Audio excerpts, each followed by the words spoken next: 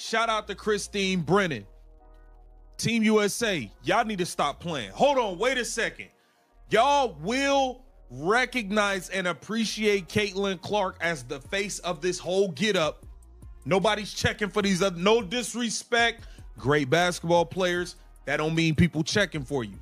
You mean to tell me y'all put other people's face all on the Team USA stuff and y'all left Caitlin Clark off? Caitlin Clark's most recent situation involving Team USA has escalated into one of the most surprising controversies in women's basketball. What initially seemed confusing has now reached a point where fans, analysts, media voices, and even veteran Olympic reporters are openly stunned. This was not a minor oversight or a harmless marketing error.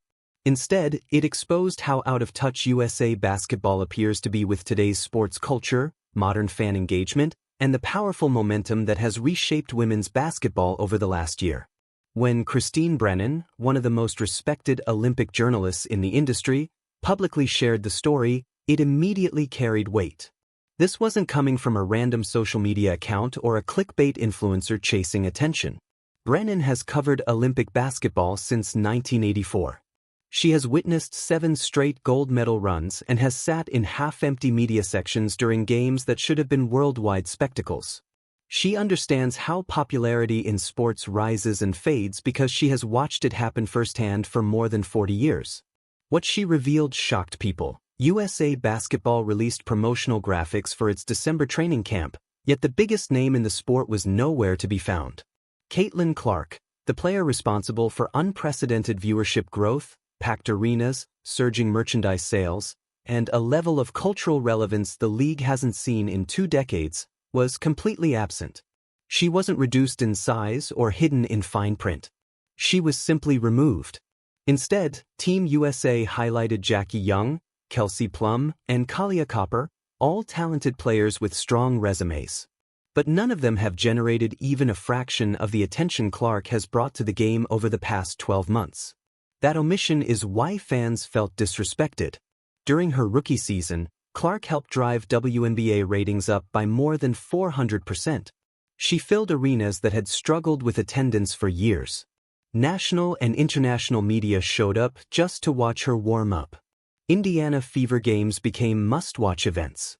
Without the help of a marketing committee or manufactured hype, she organically became the face of women's basketball through performance, skill, and cultural impact. She delivered the kind of momentum organizations dream of. Yet USA Basketball still believed it made sense to leave her out of promotional material meant to spark interest, create excitement, and attract casual fans. Brennan explained that the moment she released the story at midnight, the reaction exploded, because she recognized how many layers of poor judgment were behind such a decision. She has long spoken about declining viewership in women's Olympic basketball and even noted that the Paris Games experienced one of the steepest ratings drops ever. While dedicated fans still tuned in, the broader audience largely did not. The reality is that the broader sports audience, the viewers who actually drive television revenue, barely noticed. Meanwhile, during Caitlin Clark's rookie season, the Indiana Fever averaged more than 1 million viewers per game, with several broadcasts outperforming NHL and MLB matchups. That result stunned the sports industry because it proved women's basketball could command massive national attention when the right star was at the center of the story.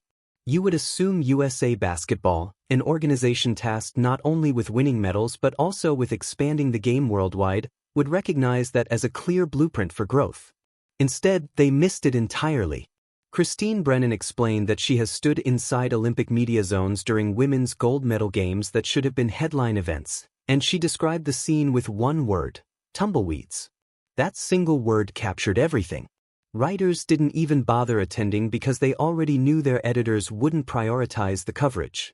Even Bob Ryan, one of the most respected voices in sports journalism, addressed the lack of interest as far back as 2012. This issue isn't new, it has followed women's basketball for decades. What makes this moment different is that, for the first time, a real solution existed. Caitlin Clark injected energy, excitement, and curiosity into the sport. Reporters who once ignored women's basketball suddenly reached out for credentials. International journalists from the UK, Africa, and Asia made plans to cover her games. Brennan even recalled meeting a journalist at the Masters, one of the most prestigious golf tournaments in the world, who told her he intended to cover Caitlin Clark at the Olympics. That level of global interest is incredibly rare, yet USA Basketball failed to grasp how valuable this opportunity truly was. Brennan then drew a comparison to the 1992 Dream Team, the group that didn't just win gold but transformed basketball into a global phenomenon. That team reshaped the sport's future and turned the NBA into an international empire. Brennan argued that Caitlin Clark had the potential to be that defining moment for women's basketball. Her presence alone could have sold USA number 22 jerseys across Africa, Europe, the Middle East, and Asia. The revenue could have been reinvested into youth development, international programs, and long-term growth initiatives that would benefit the sport for generations. One player could have changed everything. Instead, USA Basketball once again chose internal politics over long-term vision, and this wasn't even the first time they mishandled her. At just 17 years old, Clark was coming off the bench behind players who never approached her long-term potential. Even then, she showed elite skill, advanced court vision, and shooting range that would eventually shatter records. Yet she wasn't treated like a starter or a future cornerstone. Rather than nurturing a generational talent, she was minimized. Fast forward to today, and the pattern repeated, not through minutes on the floor, but by erasing her from marketing entirely. The consistency of this behavior exposes a deeper problem within USA Basketball. They don't understand their audience.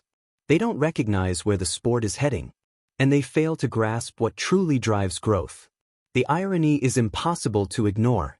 The WNBA recently secured one of the most significant collective bargaining agreements in league history, with higher salaries, improved travel, and stronger marketing commitments.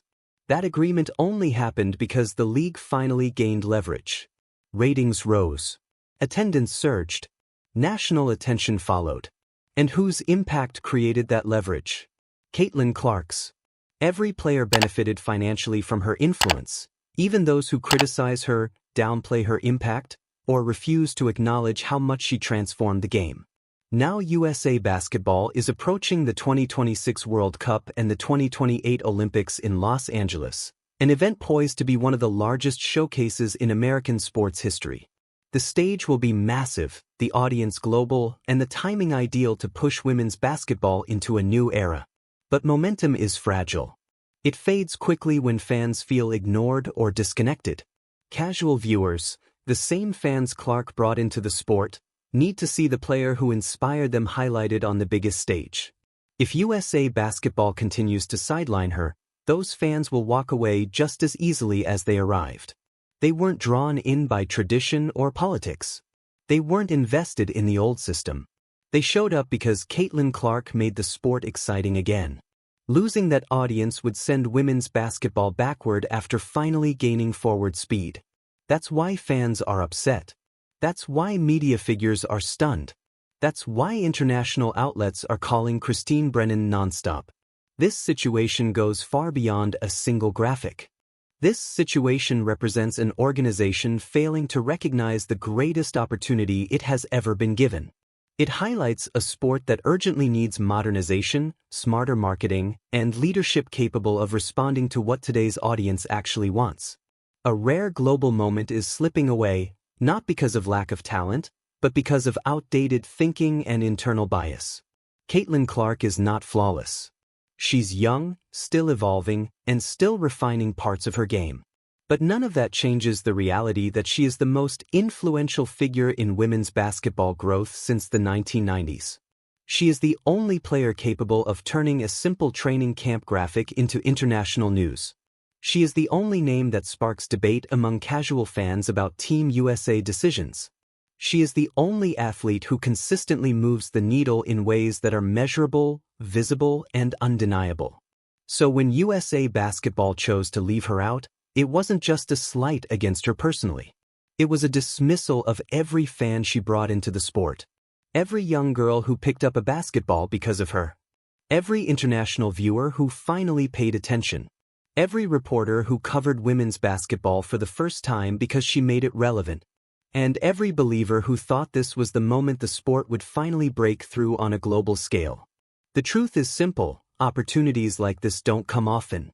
Momentum doesn't appear every season. Generational stars are rare. And when they do emerge, successful organizations rally around them, build with them, and grow alongside them. They adjust. They evolve. They seize the moment. USA basketball, however, appears frozen in place, locked into old habits, outdated logic, and a system that doesn't know how to embrace what's next. If they truly want to correct course, it starts with admitting the mistake rather than defending it.